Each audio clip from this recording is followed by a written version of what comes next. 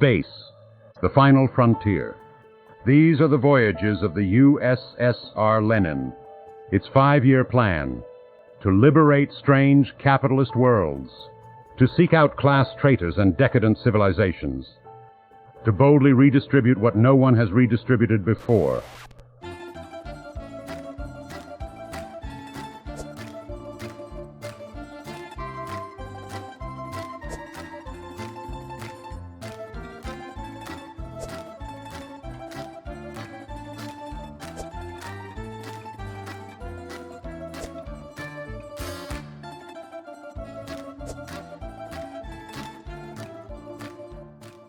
Behold the USSR Lenin, a vessel of pure ideological purpose, orbiting the peaceful world of Arcadia Prime for 14 hours and counting. In that time, its crew had conducted the most thorough ideological assessment in the history of the Socialist Federation of Planets.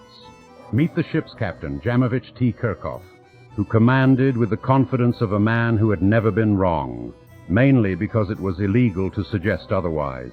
Science Officer Spockavich, half human, half man, full Marxist, sought to apply dialectical materialism to every known form of life. Communications Officer Uharowski spent her shifts monitoring capitalist subversion across the stars. Helmsman Suluov piloted the Lenin with precision, steering the ship according to the invisible hand of the party. And Ensign Chekhov, the eager young revolutionary, still believed that one day his name might be attached to something other than a minor clerical error. Together, they formed the most efficient instrument of ideological purification in the galaxy. Their mission was clear: to uphold the prime directive of the Socialist Federation of Planets, to liberate all primitive species from capitalist oppression, whether they wanted it or not. Arcadia Prime had been identified by the Central Planning Committee as a world in dire need of such liberation. Preliminary intelligence indicated widespread prosperity, voluntary exchange, and dangerously high levels of personal satisfaction. To the untrained eye, the planet appeared peaceful. But to the Lenin's crew, it was a clear case of systemic exploitation disguised as happiness. Spockavich's preliminary report confirmed the worst: 17 cases of voluntary economic exchange, 3 instances of private property ownership, and, most alarming of all, visible happiness among the population. The Arcadians were a simple people. They grew crops, raised livestock, and engaged in the kind of small-scale commerce that had characterized pre-revolutionary Earth. Children played in the streets. Families gathered for meals. Markets bustled with friendly negotiation. It was, by Federation standards, an abomination. Communications Officer Uharowski had been monitoring their transmissions for hours, documenting each instance of bourgeois deviation. A farmer selling surplus grain to his neighbor. A craftsman charging for his services. The crew understood what had to be done. This wasn't just another liberation mission. This was an intervention to save an entire species from the corrupting influence of economic freedom. "Captain," Spockavich began, "I have completed my analysis. The contamination is total. 0% unemployment because everyone was engaged in productive work. 0% inflation because their primitive economy actually functioned. Most shocking of all, 0% of the population expressed any desire to be liberated from their current system." "How many megatons will be required for complete ideological purification?" Kirkov asked. "The standard 45 megatons will be insufficient, Captain.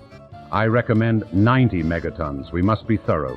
In engineering, Skotanov prepared the photon torpedoes with the care of a master craftsman.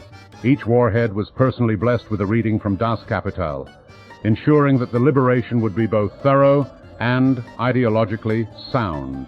Ensign Chekhov had calculated the optimal targeting pattern. Nothing could be allowed to survive that might spread the infection of voluntary exchange to other worlds. Captain Kirkov rose from his command chair, the weight of galactic responsibility heavy on his shoulders. Below them, millions of beings lived in ignorant contentment, unaware that their happiness was built on the fundamental exploitation of, well, someone.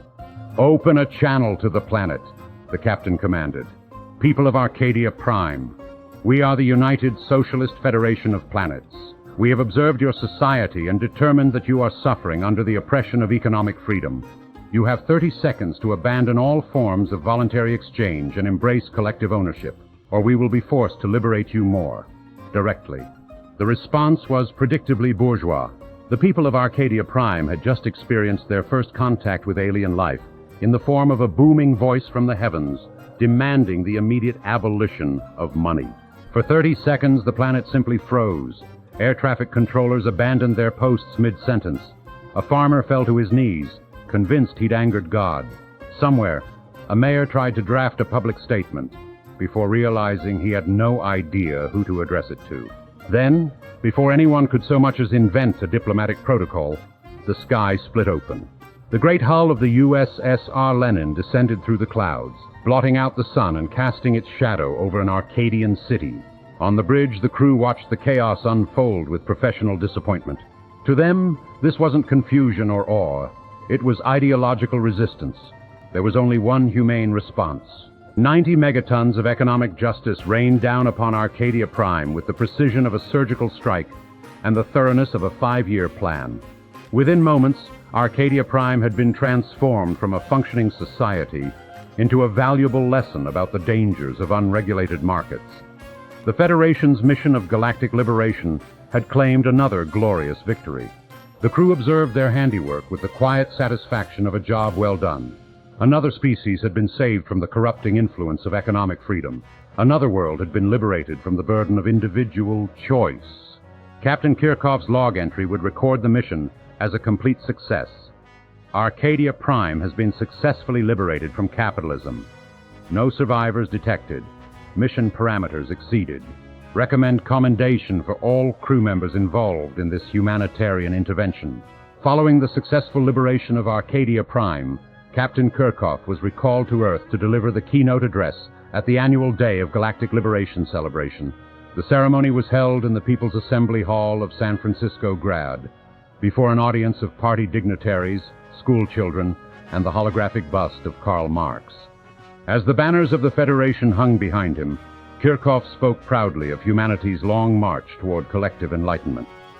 Comrades, let us remember how our glorious revolution began, in the dark and primitive age known as the early 21st century. The lights dimmed and the great holoscreen came alive with images from humanity's past. The year was 2026. It began, as all great disasters do, with university students. Armed with freshly printed degrees and an unshakable sense of moral superiority, they reached a startling conclusion during a late-night seminar on postmodern economic justice. Capitalism was bad. The revelation spread faster than the common cold through the dormitories of the West. Within days, millions of young people flooded the streets, brandishing reusable protest signs and quoting theorists they hadn't quite finished reading. Professors encouraged them to think globally, which they took to mean abolish everything. Governments, unaccustomed to being confronted by enemies armed with hashtags and dissertations, collapsed almost immediately. Entire armies laid down their weapons after being called problematic on social media. The Trump regime, blindsided by an opponent that weaponized moral outrage and latte foam, crumbled within weeks. By Christmas of that same year, the old world lay in ruins. In its place rose a new global administration, a coalition of graduate students in gender studies, post-colonial theory, and comparative veganism. They called themselves the Revolutionary Council of Inclusive Equity, and immediately set about the noble work of perfecting humanity. But the forces of reaction would not go quietly. The so-called Billionaire Wars erupted as the world's wealthiest individuals, unwilling to accept their new role as enemies of the people, launched a desperate counter-revolution. The conflict was brutal. Cities burned. Entire nations were reduced to rubble. Conservative estimates placed the death toll at 3 billion souls. But as the Revolutionary Council reminded the survivors, it was all for the greater good. Most of the billionaire class was liquidated in the traditional manner, but one proved more resourceful than the rest. Elon Musk, Earth's final capitalist, had prepared for this eventuality.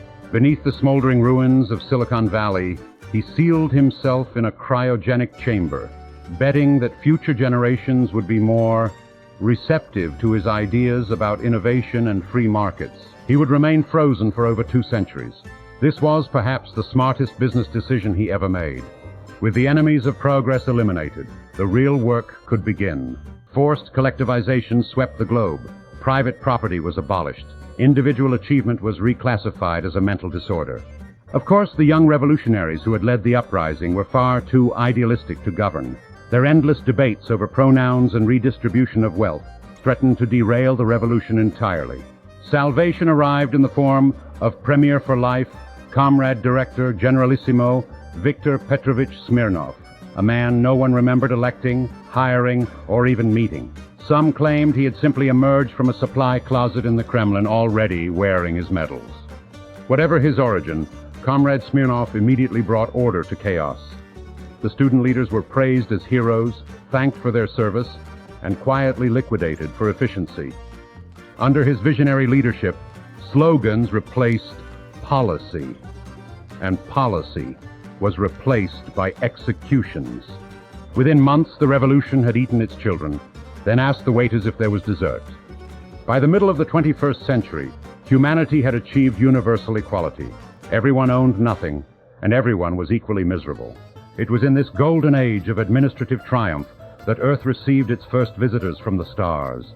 The Vulcans, a species guided by logic and curiosity, had detected radio transmissions from Earth's endless political assemblies, and naturally assumed they were signals of an advanced civilization. They landed in what had once been called Montana, now proudly designated Agricultural Collective 47B, expecting to meet philosophers, scientists, and explorers. Instead, they were greeted by a committee of sociology professors, community organizers, and one Ministry of Diversity compliance officer. The humans were overjoyed. They immediately inquired whether the Vulcans had read the works of Karl Marx and offered them mandatory unconscious bias training to help overcome any residual capitalist tendencies. The Vulcans, displaying a troubling lack of enthusiasm for these generous offers, made the grave error of asking to see Earth's space program. The request caused immediate confusion. Earth had no space program. It had been discontinued decades earlier after being deemed an elitist distraction from potato production. The visitors' polite disbelief was misinterpreted as arrogance. Within hours, the first interstellar war had begun. Several Vulcans were tragically killed in what official records described as a spontaneous expression of proletarian solidarity. The survivors were re-educated in facilities hastily constructed from recycled Gulag infrastructure. When engineers examined the captured Vulcan vessels, they made a startling discovery. The ships could travel faster than light. Reverse engineering began immediately under the watchful eye of the party. The project was led by Comrade Zeframovich Kokhraniov, a brilliant scientist who had memorized every volume of Das Kapital and none of his physics textbooks. The launch of the first warp-capable vessel was celebrated as a victory for dialectical materialism. The ship, piloted by Kokhraniov himself, launched flawlessly, achieved warp speed, and, according to official reports, heroically exceeded its fuel efficiency target before disappearing completely. Comrade Kokhraniov was posthumously declared the revolution's first martyr to faster-than-light travel. The technology, however, survived, and with the Vulcan vessels now repainted a tasteful shade of revolutionary red, Soviet Starfleet Command was established in the newly renamed city of San Francisco Grad. The stars themselves would soon learn the benefits of proper ideological guidance. The age of interstellar socialism had begun, almost entirely by accident. By 2151, the revolutionary government had completed construction of humanity's first deep space exploration vessel, the USS Engels Prize.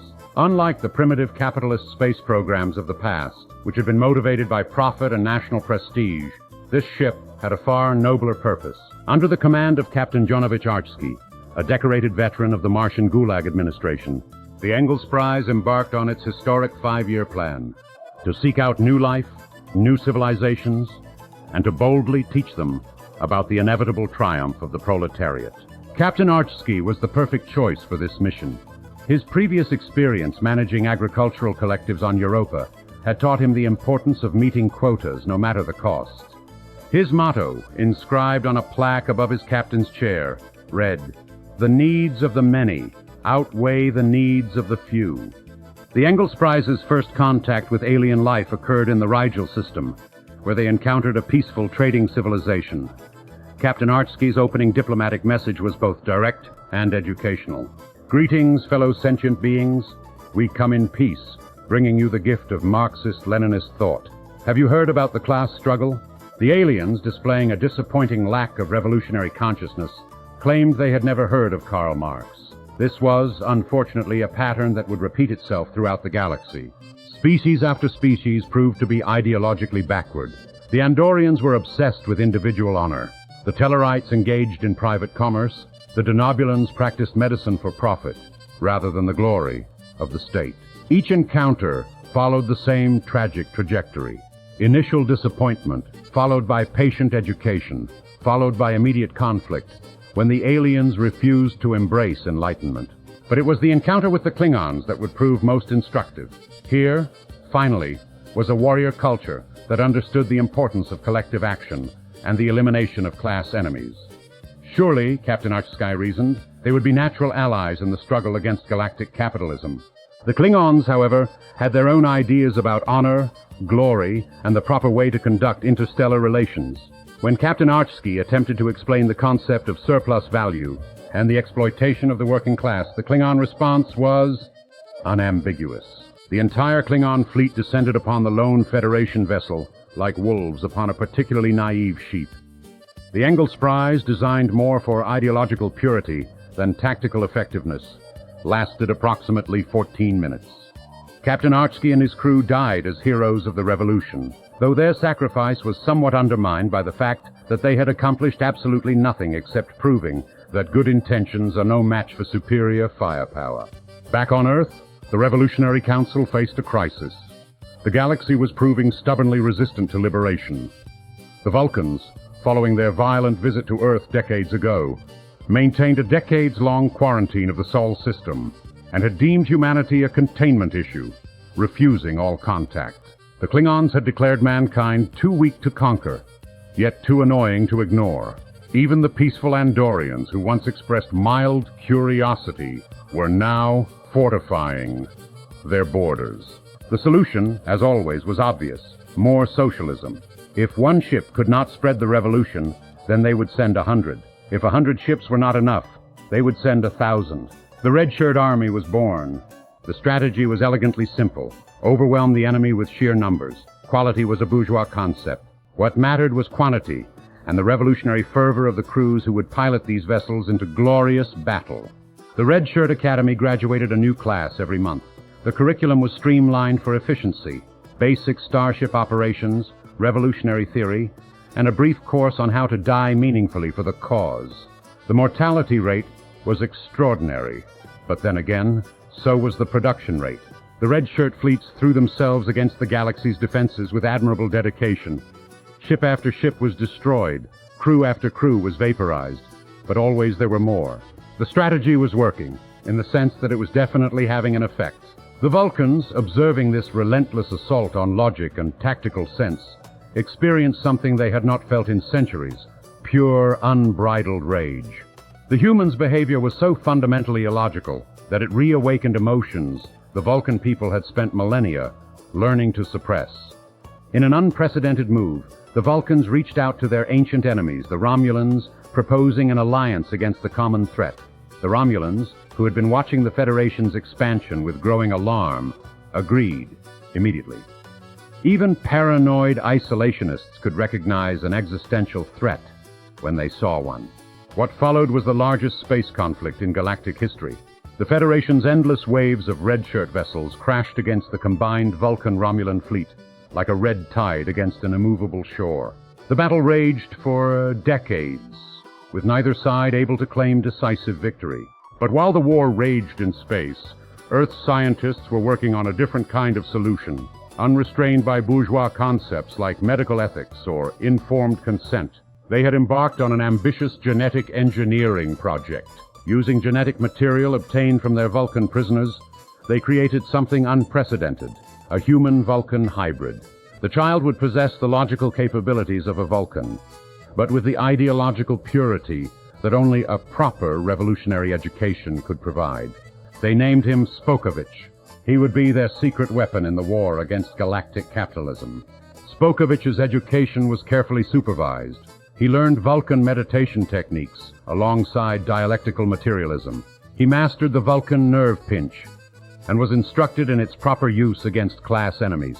The Federation was ready to test their new weapon. A new flagship was constructed, this one under the command of Captain Kirkov, another veteran of the Martian agricultural programs. But this ship carried something the first had lacked: hope, in the form of a half-Vulcan science officer with very specific instructions. The mission was simple: end the war by any means necessary. The infiltration of Vulcan proceeded exactly as planned.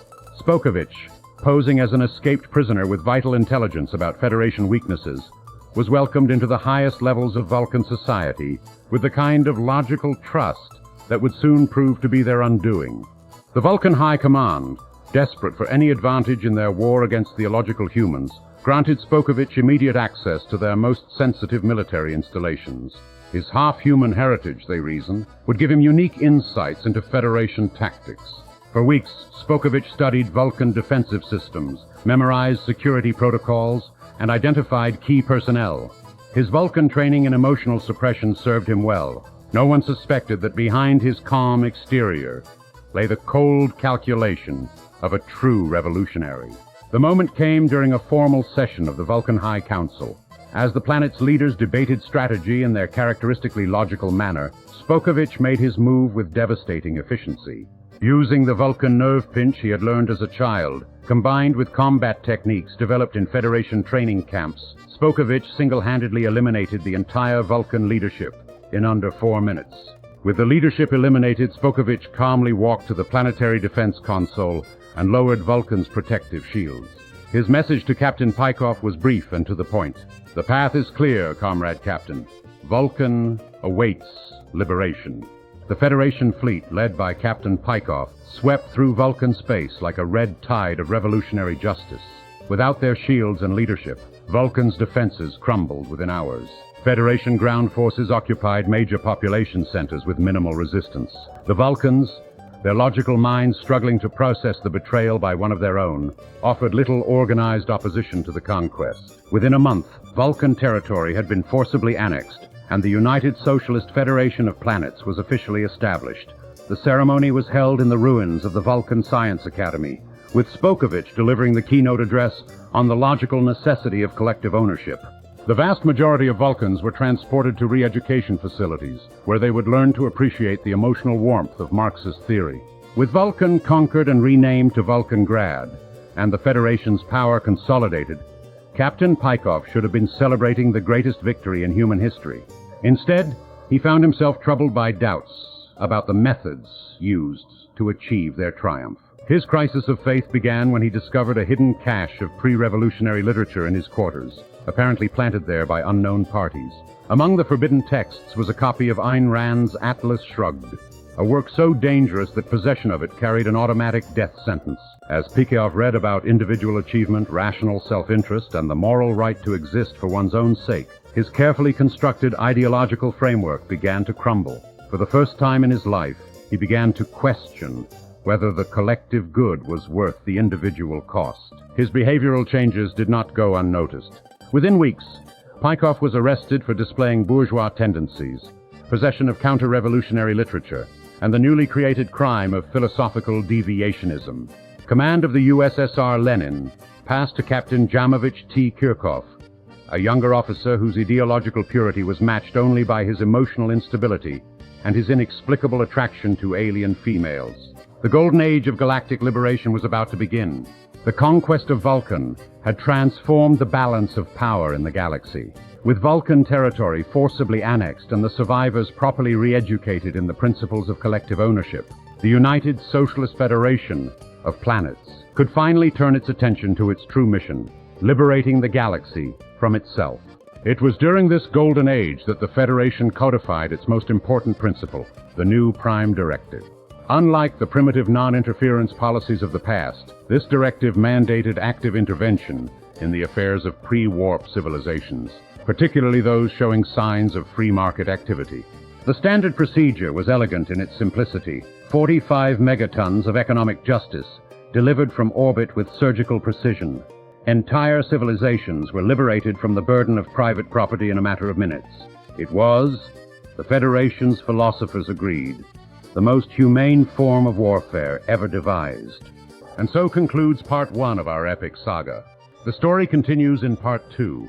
If you want to support the channel, consider becoming a member or check out the Patreon.